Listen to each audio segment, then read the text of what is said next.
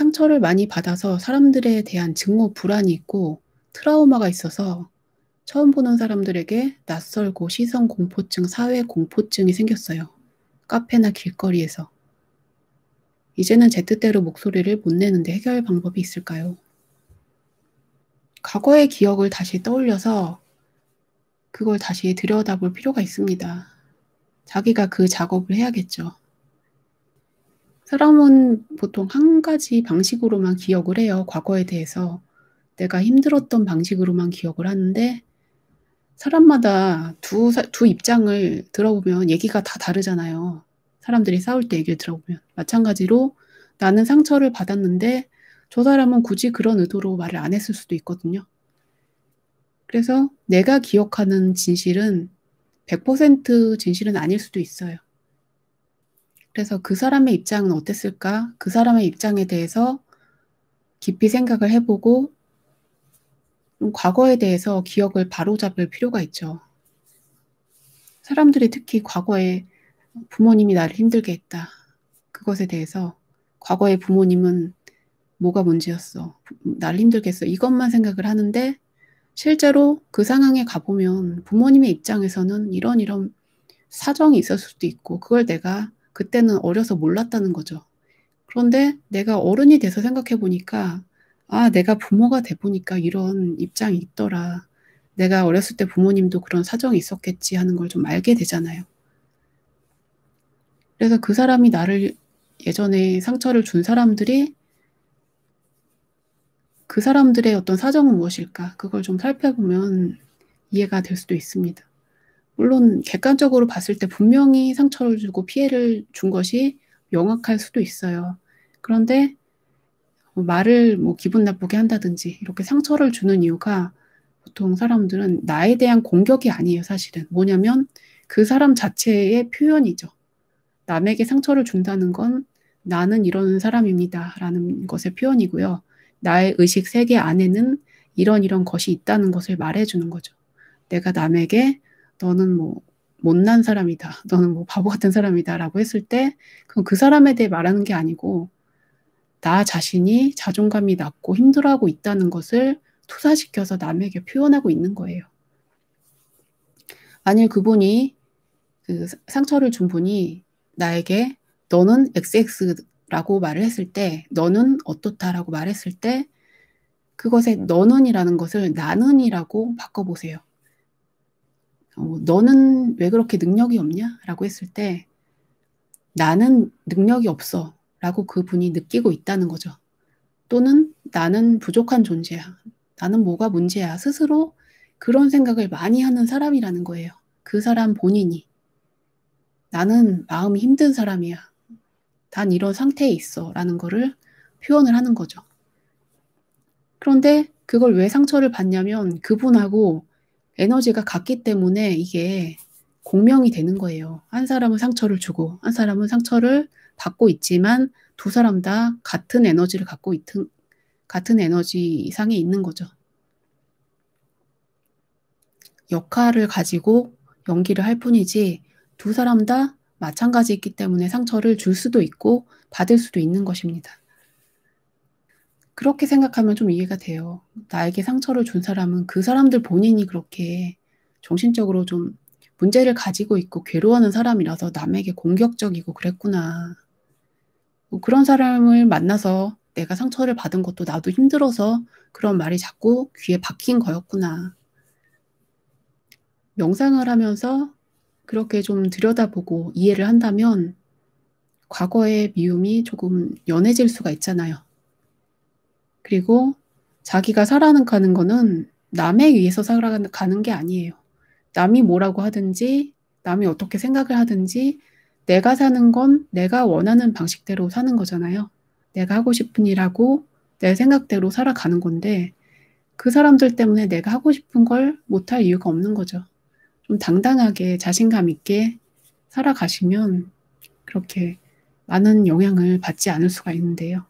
좀 과거를 들여다보시고 명상을 해보시면 좋겠습니다. 양지혜님 남편이 죽지 않을 만큼만 때립니다. 그렇지만 저는 아직 사랑하는 마음이 있어서 이게 고민이 됩니다. 맞고 살 수는 없으나 폭력을 안 한다고 해서 계속 때립니다. 어떻게 해야 할까요? 자기가 당하는 건 대응을 안 하니까 만만하니까 때리는 거예요. 만만하니까. 예를 들면 뭐 욕을 한다든지 성희롱을 한다든지 이런 문제가 있을 때도 가만히 있으면 또 해요. 또. 만만하니까 하는 거예요. 뭐 여자 때리고 그냥 뭐 학대하고 이런 사람들이 왜 이렇게 등치 큰 남자한테 할까요? 못하죠. 맞을까 봐.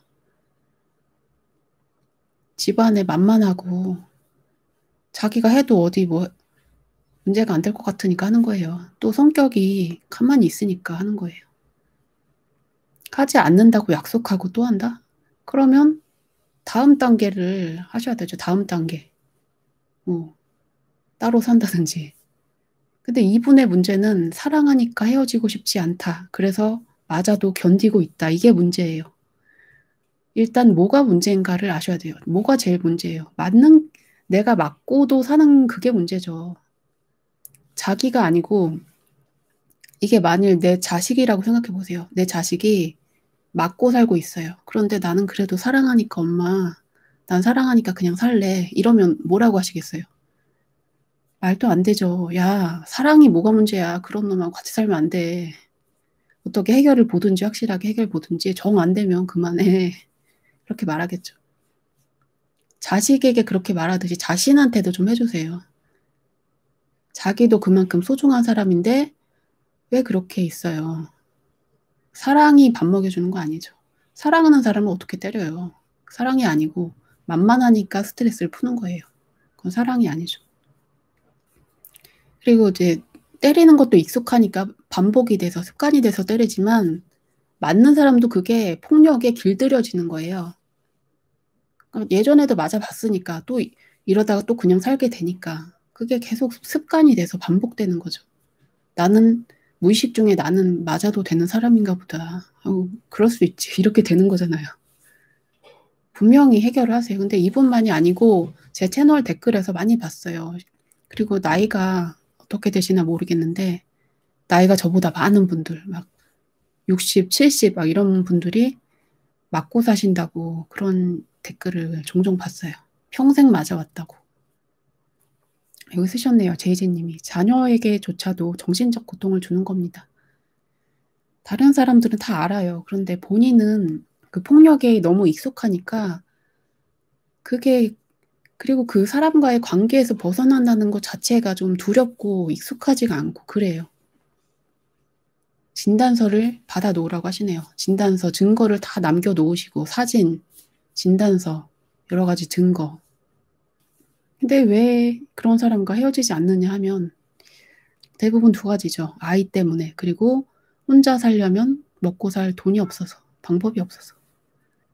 근데 이것 맞고 살면 이 두 가지가 문제가 아니고 맞고 살면 그거 자체가 계속 더 인생이 망가지는 거잖아요. 출판사에서 책을 보내줬는데 이거 책이 있어요. 킹크라는 책인데 이렇게 보면 이렇게 실존적 변태 수업 킹크라는 책입니다. 정신세계사에서 나온 책이고요. 여기 나온 내용이 그런 내용이에요. 자기가 힘들어하는 현실상의 여러 문제들 있잖아요. 사람과의 관계라든지 돈이 안 벌린다든지 여러 문제들이 사실은 자기가 그 상황을 즐기고 있다는 거예요. 자기도 모르지만 자기 내면에 그 매저키스트가 그 변태가 살고 있대요. 변태가. 그래서 이 앞장이 변태잖아요. 변태가 살고 있대요. 우리 안에는 변태가 살고 있어요. 내가 그걸 나도 모르게 무의식에선 즐기고 있어요. 나 좀 더 괴롭혀줘. 나 좀 더 힘들게 해줘. 또 돈이 없는 사람은 나 좀 더 가난하게 좀 만들어봐. 나 좀 더 괴롭게 만들어봐. 이거를 즐기면서 그 순간에 나도 모르게 쾌락이 막 느껴진대요. 그걸 말로 해보래요. 예를 들면 뭐 이분의 경우에는 나는 남편에게 맞는 것이 좋다라고 해보세요. 명상을 하면서 마음을 가라앉히고서 나는 남편에게 맞는 것이 좋다. 이 말을 하는 순간 자기 몸에 뭔가 자극이 온대요. 성적인 쾌감이 탁 느껴진다고 합니다. 나는 남편에게 맞는 것이 좋다 하는 순간 뭔가 찌르르하고 전기가 온대요, 자기 몸에. 사람이 흥분되고 막 고통에 처해 있을 때의 신체 상황과 성적인 쾌감이 극단에 다다랐을 때의 성적인 상황이 똑같대요. 그래서 내가 그걸 즐기고 있는 거 아닌가, 변태적인 쾌락을 즐기고 있는 거 아닌가, 그걸 봐야 된다는 거죠. 충분히 이완을 하고 나만을 위한 공간을 만들어서 초와 향을 켜고 타이머를 15분에 맞춘다. 당신의 의식적 마음이나 에고가 싫어하는 상황을 떠올린다. 그것은 지겹고 나를 구속한다. 추악하고 형편없다. 나는 그것이 끝났으면 좋겠고 되도록 빨리 내 인생에서 사라졌으면 좋겠다. 견딜 수가 없다. 쪽팔리고 피곤하고 끝내고 싶다. 이런 생각을 계속 한다는 거죠. 그 괴로운 상황을 떠올렸어요. 해당 상황에서 느끼는 감정과 느낌이 정확히 무엇인지 파악한다. 그 느낌이 뭔지 들여다보라는 거죠. 내 몸의 상태를 관찰해 보라는 거예요. 엘씨라는 여성이 비난받을 때 수반되는 극적인 순간의 느낌과 강렬한 관심이 사실은 너무 좋았다는 것을 깨달았다. 실제로 그녀는 크게 흥분했다. 문자 그대로 몸이 달아올라 뺨이 붉어지고 심장박동수가 빨라졌다. 이것은 연인과 단둘이 있을 때 경험하는 생리학적 반응과 동일하다. 그녀는 자신을 비판하고 몰아세우도록 무의식적으로 사람들을 부추기고 있었다는 것을 알게 되었다. 거기에서 얻어지는 그림자적 만족이 너무 컸기 때문이다. 싫은 상황에 결부된 느낌과 정서를 실제로는 환장하게 좋아하는 당신의 그 일부와 서서히 만나본다. 환장하게 좋아한대, 환장하게. 엘사가 비판받을 때의 감각에 저항하지 않고 그것을 흥분으로 경험하게 되자 뒤틀린 방식으로 쾌락을 얻고자 하는 욕구는 힘을 잃었고 그녀는 이제 더 자연스레 끌리는 사람들을 만나보자는 결정을 명료하게 내릴 수 있었다. 당신의 변태적인 일부는 결핍, 거부, 자기 혐오 같은 삶의 나쁜 일들에서 쾌락을 느껴왔지만 그것을 수치스러워하는 의식적인 마음 때문에 지금껏 입을 다물고 있을 수밖에 없었다. 그러니 이제는 잘 구슬려 말을 하게 만들어야 한다.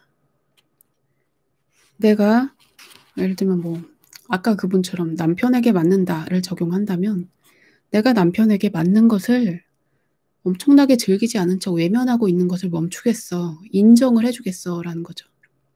나는 사실 즐기고 있어. 그걸 자기가 말로 해보면 느껴진대요. 나는 남편에게 맞는 게 좋아. 또 난 돈이 없어서 쩔쩔매는 게 좋아. 나는 사람들에게 비난받고 상처받는 게 좋아. 이런 말을 해봤을 때 은근히 내 안에서 흥분이 되는 느낌을 발견할 수 있대요. 자기 신체적인 반응이라든지. 그게 은밀한 쾌락을 느낀다고 합니다. 당신의 그림자 편에 서서 당신의 무의식이 아주 영리하게 창조한 상황을 의도적으로, 의식적으로 겸허하게 받아들이고 크게 감사하고 흥분을 느낀다. 이 과정을 해보라고 합니다. 그 쾌감을 자기가 느꼈던 그런 무의식적인 좀 변태적인 숨겨진 쾌감이죠. 그것을 억압할 것이 아니고 인정하라는 거죠. 그때 느꼈을 때 자기의 쾌감을, 흥분, 그런 것을 존중하라는 거예요. 자기의 무의식, 어두운 그림자를 인정하라는 거죠. 이 무의식의 쾌감은 내 삶의 다른 즐거움만큼이나 중요하다. 이런 진술을 해보래요. 그 상황을 좋아한다. 그게 정말 좋아했던 게 아니고 내가 억눌러 놨기 때문에 그게 충분히 경험되지 않은 거죠. 그 느낌을 충분히 음미해 주라고 합니다. 이 책에서는.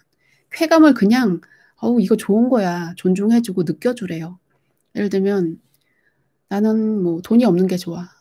돈 없어서 쩔쩔매고 고생하는 게 좋아. 그러면 나는 정말 쩔쩔매는 그때 흥분을 느끼는데 그 흥분과 쾌감을 나는 사랑하고 감사하고 존중한다 하고 나는 돈이 없어서 정말 괴롭구나 쩔쩔매는구나 정말 행복하다. 그런데 숨겨진 욕망을 끝까지 음미하고 느껴보라고 합니다. 명상을 하면서 그것을 느껴보라고 합니다.